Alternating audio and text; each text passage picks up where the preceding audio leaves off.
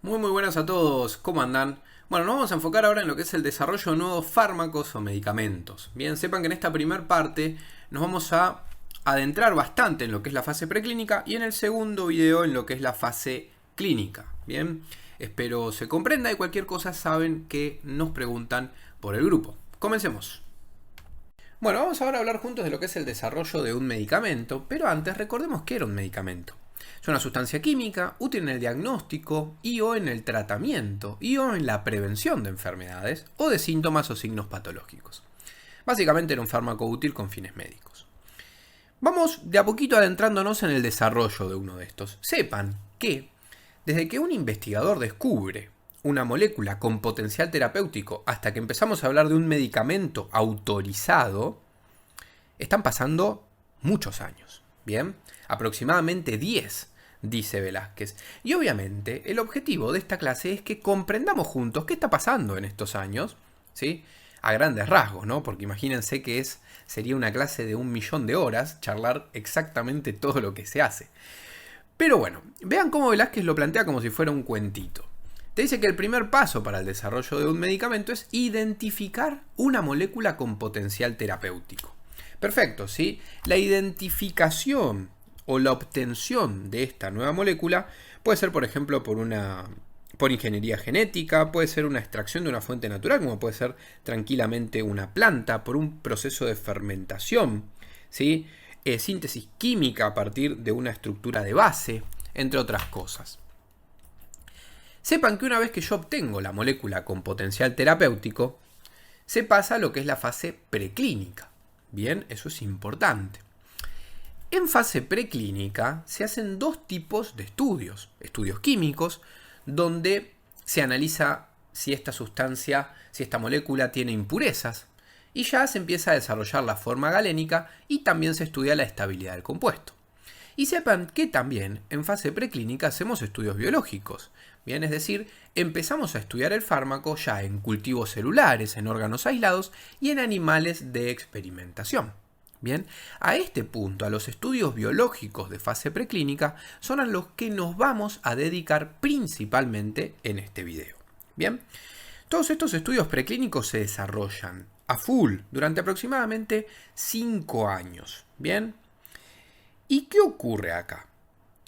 Se confirma la viabilidad de la molécula patrón, o sea, de la molécula que yo empecé a estudiar, como posible fármaco. Bien, y eso me da un perfil de seguridad, es decir, yo puedo establecer con la fase preclínica cierta seguridad, bien, aceptable, ¿sí? Para pasar a fase clínica, es decir, para empezar a estudiar en humanos. Es decir, que voy a administrar por primera vez este fármaco en humanos. ¿Por qué digo un perfil de seguridad aceptable se obtiene en la fase preclínica? Porque no siempre lo que ocurre en los animales, bien, es exactamente igual a lo que ocurre en humanos. De hecho, se deben acordar muy bien de embriología lo de la talidomida, la cual no mostró los efectos catastróficos que mostró en humanos en animales de experimentación. Bien, por lo tanto, se adquiere en fase preclínica un perfil de seguridad aceptable, pero sepan que en fase clínica se sigue estudiando y de forma exhaustiva la seguridad del fármaco. Vean esta foto, ¿sí? La plantea Velázquez, nos va diciendo qué estudiamos en cada fase. Vean que en la fase básica, lo denomina él, sería la fase preclínica, está la síntesis de la molécula y en los animales que estudio cinética, dinamia, toxicidad, ¿sí? Y en distintas especies. Y en fase clínica tengo un montón de objetivos, pero ya nos vamos introduciendo. Hay 4 fases, fase 1, fase 2, fase 3 y fase 4. Bien, vamos entonces a ver un cuadrito, una línea del tiempo para ir entendiendo un poquito más todos estos eventos que ocurren para desarrollar un medicamento. Vamos. Bueno, vamos entonces a analizar juntos esta línea del tiempo, ¿sí? Para comprender cómo es la dinámica de los eventos. Sepan que entonces cuando obtenemos esta molécula con potencial terapéutico, la misma va a ir a lo que es la fase preclínica. En fase preclínica, ¿qué teníamos? Estudios químicos, bien, donde optimizo la molécula, veo si tiene impurezas, desarrollo la forma galénica y obtengo un compuesto. y estudios biológicos, que yo los hago en animales de experimentación, bien, pero también en cultivos, en células madre, etc. Es decir, tanto estudios in vitro como pruebas en animales. ¿Qué voy haciendo en fase preclínica? Estudiando y obteniendo información. ¿De qué? De cinética, de dinamia, bien, de toxicidad. De modo tal que puedo, a este compuesto, ir generándole, con esta información, un perfil de seguridad. Que, dicho sea de paso, la seguridad se estudia siempre. Si el perfil de seguridad que tiene este fármaco es adecuado, puedo ir a fase clínica. Es decir, voy a poder hacer los estudios en humanos. Bien. La fase clínica, a su vez, tiene fases. Fase 1, fase 2, fase 3. Después vemos qué objetivo hay en cada fase, cuánta gente, etc. Sepan que siempre se sigue estudiando seguridad. ¿Bien? Y una vez que termina la fase 3, no nos quedamos ahí, ¿eh? Acá, ¿qué va a pasar? Este compuesto va a ser evaluado por un ente regulador, ¿sí? Y será autorizado para la venta. Vean que, hasta que este fármaco fue autorizado para la venta, pasaron varios años, como veníamos diciendo, 9, 10 años. ¿Sí? Esto es de Caxun dice 8, 9, Velázquez dice 10, nos quedamos con 10. ¿Bien? Y sale a circulación. Pero ahí no para esto. ¿Qué hago? Sigo estudiando ahora cómo el fármaco impacta, o sea, el efecto en el largo plazo, los efectos adversos en el largo plazo, si hay alguna interacción medicamentosa. Todo eso se puede notificar, después vamos a ver cómo. Por eso sigue acá la investigación en lo que se conoce como fase 4 o farmacovigilancia, ¿bien? Que también le vamos a dedicar un ratito. Sepan también que 20 años después de la presentación de la aplicación, la patente expira, o sea, desde que sale el fármaco a circulación, ¿bien? O sea, a venta. Bien, hay un intervalo de tiempo donde solo ese laboratorio lo va a poder comercializar y el objetivo es recuperar la inversión de todo, bien, el proceso de investigación que hubo previamente. Bien, pero a los 20 años ya empiezan a aparecer los genéricos, ya va a haber competencia en el mercado. Bien, espero se haya entendido esta línea de tiempo. Ahora nos vamos a meter de lleno en el análisis de la fase preclínica. Vamos. Bueno, vamos entonces a estudiar lo que es la fase preclínica. Sepan que el objetivo de esta fase preclínica es proveer seguridad y conocimiento suficiente para avanzar a la fase clínica. Como ya habíamos charlado, bien, lo que hago es adquirir conocimiento e ir generando un perfil de seguridad de este compuesto. Y si este compuesto en estudio tiene un perfil de seguridad adecuado, podremos avanzar a lo que es la fase clínica, es decir, a los estudios en humanos. Esto dura aproximadamente 4 o 5 años. Si ven la foto previa, que es del Caxun, dice 4 años. ¿Quién participa? Recuerden que hacíamos estudios químicos y hacíamos también estudios biológicos. Los estudios biológicos, que incluyen cultivos celulares, células madre, pero hoy en día siguen incluyendo distintas especies de animales. ¿Bien? Dentro de estas especies de animales tenemos, por ejemplo, roedores, conejos, gatos, etc. ¿Por qué necesito más de una especie? Porque obviamente puede que un efecto adverso se exprese solo en conejos, ¿bien? Y no en roedores.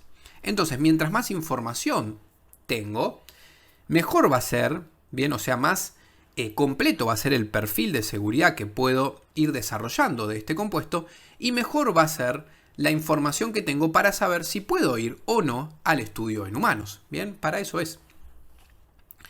Sepan también que voy a estudiar en fase preclínica todo lo que es farmacocinética, muchísimo de farmacocinética, muchísimo de farmacodinamia. Por ejemplo, en farmacocinética, ¿qué voy a estudiar? La absorción, la distribución, el metabolismo, la excreción, obvio, pero en distintas vías de administración. Bien, ya voy a ir también estudiando distintas interacciones. En farmacodinamia, ¿qué voy a estudiar? Claramente cómo el compuesto en estudio tiene un perfil de acción, o sea, un efecto en distintos sistemas. Bien, eso es importante. Si hay una droga similar que se estudió en el mismo modelo animal, puedo compararlo con este nuevo compuesto. Pero sin lugar a duda, la estrella, ¿sí?, en lo que es la fase preclínica es la toxicidad. Bien, acá vamos a estudiar muchísimo toxicidad. Bien, eso es importantísimo. Ahora le vamos a dedicar una diapo aparte a todo lo que es toxicidad. Todo esto ¿para qué? Repito, para proveer, para obtener un perfil, ¿sí?, de seguridad de este compuesto y saber si puedo ir o no a continuar mis estudios en humanos. Es decir, si puedo progresar a lo que es la fase clínica. Bien, continuemos. Bueno, como les dije, uno de los puntos más importantes que se estudian en la fase preclínica es la toxicidad. Sepan que vamos a tener estudios de toxicidad aguda, subaguda y crónica. ¿En qué cambian estos? Básicamente en el tiempo en el cual el animal de experimentación va a estar expuesto al compuesto y en la forma en la cual lo vamos a exponer. Dosis única, dosis repetida. Bien, a eso me refiero. Veamos entonces qué hago en los estudios de toxicidad aguda. Son estudios en el corto plazo, la duración habitual es de 24 horas y acá se estudia principalmente dosis únicas. ¿En qué vías de administración? En las que potencialmente espero se vayan a utilizar en el hombre. Bien. Sepan que acá se obtiene información muy importante como la dosis letal 50 y la dosis efectiva 50. La dosis letal 50 es aquella dosis que mata o en la cual muere el 50% de los animales. Y la efectiva 50 donde obtengo un efecto eficaz en el 50% de los animales. Sepan que a partir de estos datos se puede estimar lo que es el índice de seguridad y el índice terapéutico, que es tan importante esto, que lo vamos a dedicar a una diapo aparte. La toxicidad subaguda, ¿qué diferencia tiene con la aguda? Primero que la duración es mayor, por lo tanto son estudios en el mediano plazo. Y vamos a estudiar dosis repetidas también por diferentes vías de administración. Acá voy a estudiar 4 grupos de animales, bien, idealmente 2 especies, ¿y qué voy a evaluar? Dosis tóxica mínima, dosis tóxica máxima tolerada, tolerancia local, viene a decir, por ejemplo, cómo responde el animal frente a una administración local de este compuesto, o cuando hay que administrar el fármaco de forma parenteral, viene a decir pinchar al animal, si hay algún efecto en la región en la cual administramos el fármaco, etc. Y la toxicidad crónica son estudios en el largo plazo, en un mínimo de 6 meses. Bien, esto es muy importante y les quiero agregar algo que marca el CACSUM. Dice que los objetivos de los estudios de toxicidad preclínica incluyen la identificación de toxicidades potenciales para el ser humano, es decir, que a partir de toda esta información que yo obtengo, puedo identificar toxicidades potenciales, bien, que podrían ocurrir en el ser humano, diseños de pruebas para definir con mayor precisión los mecanismos tóxicos, bien, y la predicción de las toxicidades más relevantes. ¿Por qué? Porque a partir de esto, si este compuesto después va a fase clínica, yo sé a qué prestarle más atención, bien, a qué toxicidad prestarle más atención. Y agrego un concepto interesante que solo lo van a agregar si lo nombran en sus cursadas, que es la dosis sin efecto. Dice que es el nivel máximo donde no se observa efecto tóxico específico. Bien, solo lo agregan esto, ¿sí? Si lo hablan en sus cursadas. Si no, con esto estamos bien. Continuemos. Sepan que también, cuando hacemos estudios de toxicidad, obtenemos información acerca de lo que es la reproducción y el desarrollo y carcinogénesis y mutagénesis. Bien, sepan que cuando hacemos estudios de toxicidad crónica ya voy obteniendo información de estos puntos.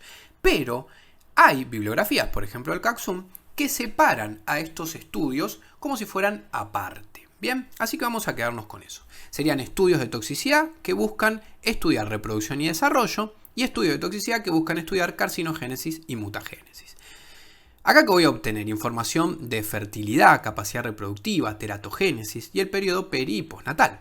Y en lo que es carcinogénesis y mutagénesis, cambios en la estructura genética, bien, o incidencia de tumores. Veamos cómo lo plantea CACSUM.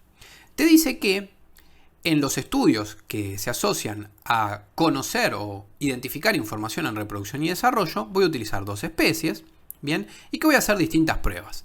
Pruebas de comportamiento de apareamiento, de reproducción, parto, progenie, defectos de nacimiento y desarrollo postnatal. Es decir, pruebas que involucran el periodo peri y postnatal. Bien, peri y postnatal, todos.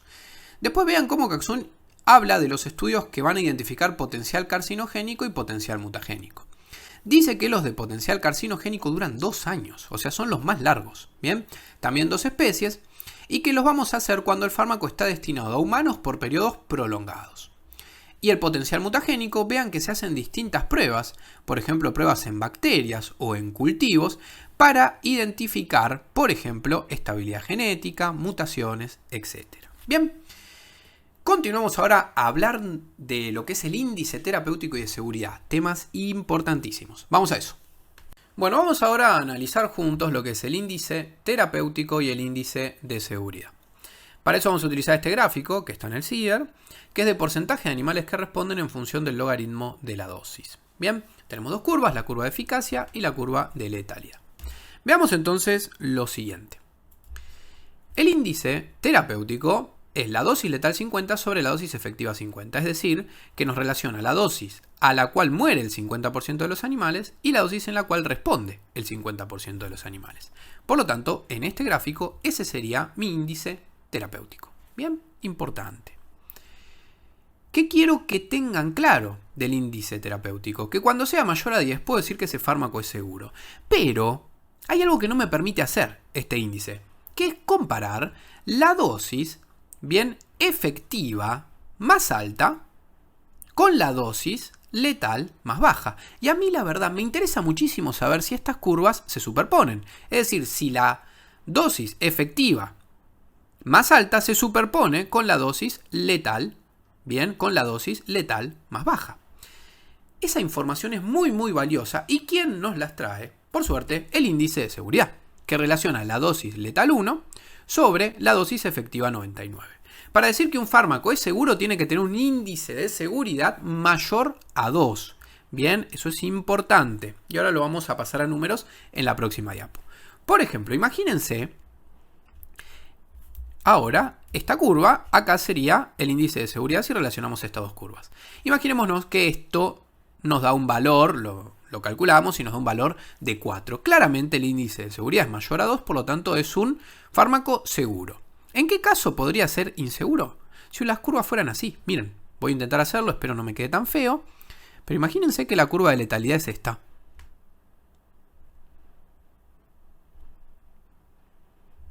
Epa, ¿ven ahí cómo la dosis efectiva, bien, esta parte, la dosis efectiva, 99, se superpone con la dosis letal? Bien, esto claramente nos va a dar un índice de seguridad bajo de 1 o menor a 1, por lo tanto ese fármaco es inseguro. Bien, espero se haya comprendido. Pasemos esto ahora a valores. Continuemos. Bueno, pasemos esto ahora a valores. Para que un fármaco sea seguro, su índice terapéutico tiene que ser mayor a 10. Bien, a mayor índice terapéutico por encima de 10, más seguro va a ser ese fármaco. Ahora, si hablamos del índice de seguridad, idealmente tiene que ser mayor a 2.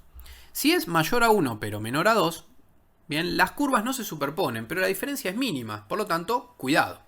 Ahora, si es menor a 1, las curvas se superponen. Y esto solo se va a aceptar en enfermedades que sean de altísima letalidad. Bien, donde claramente la balanza riesgo-beneficio se incline para el lado de los beneficios, ¿sí? A pesar de correr un riesgo importante. Bien, bueno, espero esto haya quedado claro. Vamos ahora a analizarlo con un gráfico del Goodman. Bien, vean cómo este gráfico del Goodman plantea lo siguiente. Porcentaje de personas que responden. Acá creo que Goodman se confunde y quiso poner porcentaje de animales, porque esto no creo que sea ético ver a qué dosis las personas mueren. Así que claramente esto es en animales. En función de la dosis. Veamos esta primer curva que nos marca el efecto. Bien, y tenemos la dosis a la cual responde el 50% de los animales. Esa sería mi dosis efectiva 50. Y tenemos también la dosis a la cual, bien, muere el 50% de los animales. Esta cuenta la podemos hacer y calcular lo que es el índice terapéutico. Bien, vean, si lo calculamos nos queda que la dosis a la cual obtengo el 50%, la respuesta en el 50% de los animales es de 100. Y en la cual muere el 50% de los animales es de 400. Por lo tanto, 400 dividido 100, 4.